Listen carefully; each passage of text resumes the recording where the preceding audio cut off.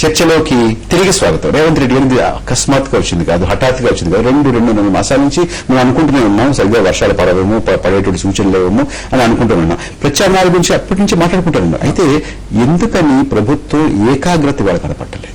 అంటే ప్రభుత్వ యంత్రాంగం అంతా ఒక్కసారిగా దూకాలి కదా. ఇప్పుడు ఒకటండి, ప్రభుత్వంలో ఉన్న పెద్దలకు కానీ ముఖ్యమంత్రి గారు కానీ గట్టి నమ్మకం ఉంది. చాలాసార్లు స్టేట్మెంట్లు కూడా ఇచ్చిండ్రు. నేను అది మాట్లాడితే కోదండరెడ్డి గారు పెద్దలు రాజకీయాలు అంటారు, కానీ పరిపాలనలో రాజకీయాలు మిళితమై ఉంటాయి. వరుణదేవుడు మా పార్టీలో ఉన్నాడు కాబట్టి వర్షాలు వస్తాయని గట్టి నమ్మకం ప్రభుత్వానికి ఉంది. ఈ రోజు కూడా వాళ్ళు అదే నమ్ముతున్నారు. అల్పపీడనమో ఏదో ఒక పీడనం వచ్చి పడుతుంది, దాంతో మేము బయటపడతామన్న ఆలోచనలు తప్ప ప్రభుత్వానికి ఇలాంటి సమస్యను ఏ విధంగా అసలు బయటకు రావాలి, వీటికి కావాల్సిన తీసుకోవాల్సిన అసలు చర్యలు ఏంటి అనేది ప్రభుత్వం ఇంకా నాన్ సీరియస్ గానే ఉంది. సీరియస్ గా ఎక్కడ లేదు. మీరు ఎందుకు శాశ్వతమైన సమస్యలను కూడా పరిష్కరించే ఆలోచన లేదు. మీరు బాద్లీ తీసుకోండి, 11 ప్రాజెక్టులు దానిపైన కట్టేది తీసుకోండి, కర్ణాటకలో తీసుకోండి, కృష్ణా బేసిన్ మీద ఎన్ని బ్రిడ్జ్ కమ్ బ్యారేజీలు కడుతుందో చూడండి. ప్రభుత్వం నాన్ సీరియస్ ఉన్నది. వాళ్ళకు ఒకటే ఒక గట్టి నమ్మకం ఏంటంటే మేము ఉన్నామంటే వర్షాలు పడతాయి, ఇంకంతే. మీరు రెండో క్వశ్చన్ ఏదో దీన్ని సమస్య ఎట్లా పరిష్కరిస్తారని కూడా అడగొద్దన్న విధంగా ఉంది. మేఘమదనం కూడా మనకు తుఫాన్లు వచ్చి వరదలు వచ్చినప్పుడు మేఘమదనం చేసి ఈసారి చేసిన మేఘమదనం ఎక్కడ కూడా అక్కడ రాలేదు, అన్ని ఫెయిల్ అవుతున్నాయని అంటున్నారు. మేఘాలు క్లౌడ్స్ మాత్రం ఉన్నాయి. ఎందుకు జరగట్లేదు? వర్షాలు వచ్చి తుఫాన్లు వచ్చినప్పుడు మేఘమదనం సక్సెస్ అవుద్ది.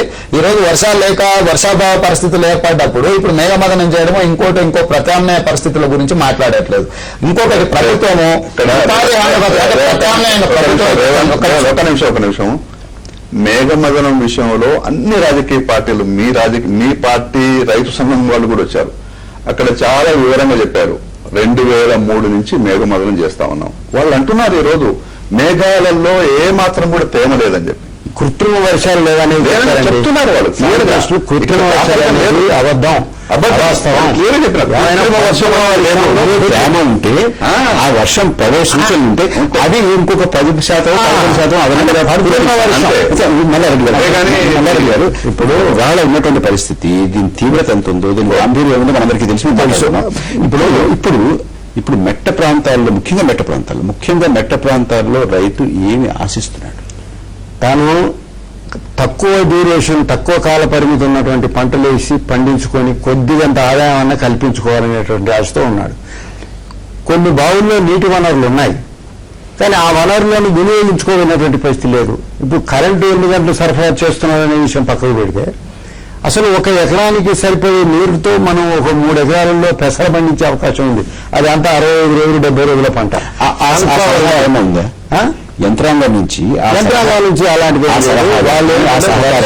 వర్షాలు పడతాయి తప్ప ప్రభుత్వం నుంచి శాశ్వత ప్రాతిపదికగా ఇలాంటి కరువులు వచ్చినప్పుడు తట్టుకోవడానికి వెళ్ళినటువంటి ఆలోచన కానీ దాని ప్రత్యామ్నాయం కానీ ఏం లేదు. తాత్కాలిక ప్రయోజనం, ఏదో ఇన్పుట్ సబ్సిడీ ఇస్తాం, 24 విత్తనాలు ఇస్తాం, లేకపోతే అప్పులు మాఫీ చేస్తాం, వాయిదా వేస్తాం, ఇలాంటి టెక్నిక్సే తప్ప మన ఆదర్శ రైతులు ఏం కలవట్లేదు.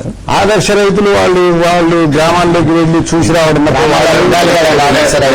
ఒక మాట మల్లన, ఎంతమంది అధికారులైనా ఇంకెవరైనా ఈ రోజు రైతుకున్న అనుభవం అధికారికి లేదండి.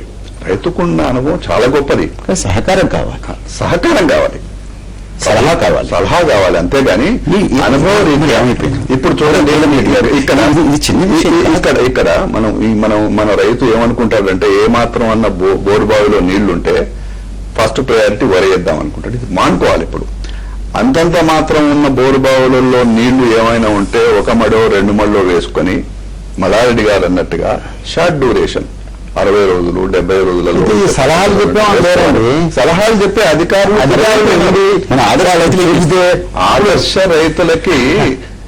ఆదర్శ రైతులు ఏమున్నా అంత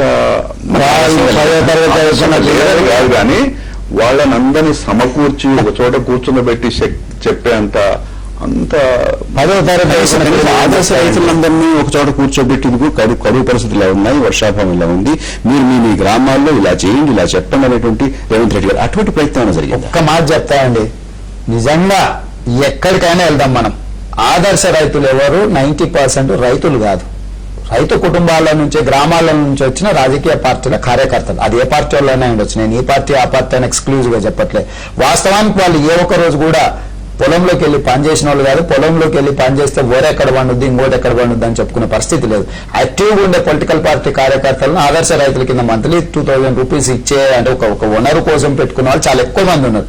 కాబట్టి వాస్తవానికి వాళ్ళ వ్యవసాయాల మీద పూర్తిగా అవగాహన లేదు. రేవంత్ రెడ్డి గారు ఆదర్శ రైతులు సహకారం ఇవ్వట్లేదు, సహాయం ఇవ్వట్లేదు, యంత్రాంగమా సరిపోవట్లేదు, విస్తరణ అధికారులా సరిపోవడం లేదు. ఇవాళ ఉన్నటువంటి పరిస్థితులు ఇవి. పశువులు ఇబ్బంది పడుతున్నాయి, రైతులు ఇబ్బంది పడుతున్నాయి, అవుతున్నాయి. వర్షం పడినా కూడా కుదరదని అంటున్నారు, విత్తనాలు ఇచ్చినా కూడా కుదరదని అంటున్నారు. మరి ఏమిటి ఏకాగ్రత ఎక్కడ పెట్టాలి ఇప్పుడు? ఇప్పుడు ప్రభుత్వానికి ఒక పథకం ఏంటంటే శాశ్వత ప్రాతిపదిక మీద ఆలోచించాలి. ఇన్ని సంవత్సరాల నుంచి మనం 2,75,00,000 ఎకరాల్లో మనం పంటలు వేస్తున్నాం.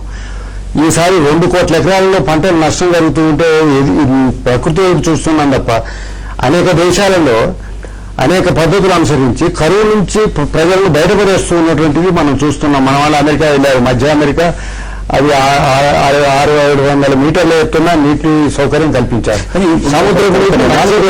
మొదటిగా ఒక నెలల క్రితం ఈ ప్రస్తావన వచ్చినప్పుడు ముఖ్యమంత్రిగా చాలా స్పష్టంగా చెప్పారు, మనం ప్రత్యామ్నాయంగా ఏం చేయాలి అనే దాన్ని పథకాన్ని రెడీగా పెట్టుకోండి, విత్తనాలు ఏ పంటలు పండేలాగున్నాయో ఆ విత్తనాలు ఇచ్చేలా చూడండి, దానికి సలహా ఇవ్వండి, సమాచారం అనే మాట సమీక్ష సమావేశంలో చెప్పినట్టుగా ఎకరానికి 3 కిలోలు మీరు జొన్నలు ఇస్తారు, ఇస్తే వాడి కరువు పోతుందా? ఆ 3 కిలోలు దగ్గర పెట్టుకుంటారు, వర్షం పడ్డనాడు వేస్తారు, లేకపోతే లేదు.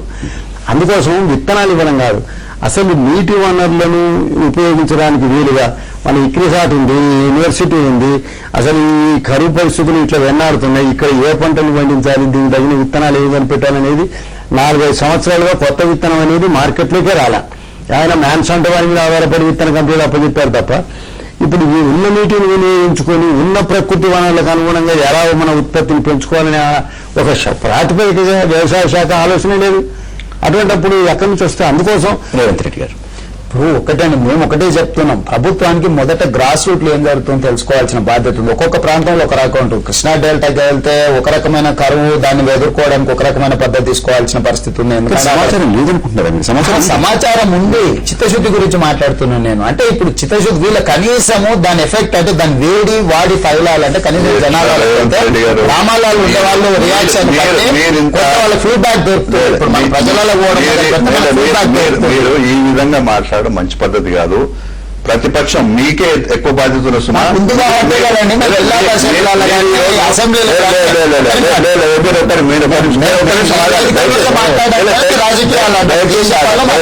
ఇప్పుడు రైతు ఆత్మస్థైర్యం పెంచాల్సిన అవసరం ఉంది. ఈ రోజు మీరు ఎట్లా మాట్లాడుతున్నారంటే రైతు ఆత్మస్థైర్యం దిగజారేటట్టుగా మాట్లాడతారు. మీరు అధికారంలో ఉన్నారు గతంలో. ఇప్పుడున్న పరిస్థితి ప్రభాకర్ గారు, నేను భావిస్తా ఉన్నా కేంద్ర రాష్ట్ర ప్రభుత్వాలు కలిస్తేనే ఇది గట్టెక్కగలుగుతుంది. మొదటి నుంచి కూడా కేంద్ర ప్రభుత్వం పూర్తిగా తన గుప్పెట్లో పెట్టుకున్నది. విత్తనం తన గుప్పెట్లో, చట్టాలు తన గుప్పెట్లో, తర్వాత వాళ్ళు చెప్పినప్పుడే మనం కదలాలి. ఇట్లాంటి పరిస్థితుల్లో రాష్ట్ర ప్రభుత్వాలు డబ్బున్న ఏం చేయగలుగుతాయి?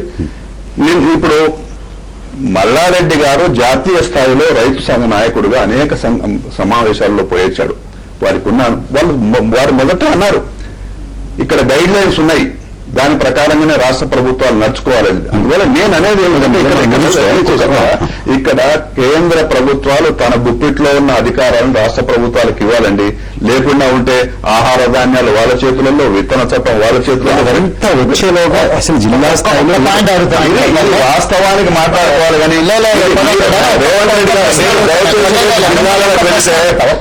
జిల్లాలలో వెళ్తే రైతు ఆత్మస్థైర్యం పెంచండి. ఒక్క నిమిషం మీరు కేంద్ర ప్రభుత్వం ఇచ్చే సహకారం గురించి మాత్రమే ఆలోచన చేస్తున్నారు. ఈ రోజు రాష్ట్ర ప్రభుత్వం 1,00,000 కోట్ల బడ్జెట్ పెట్టింది.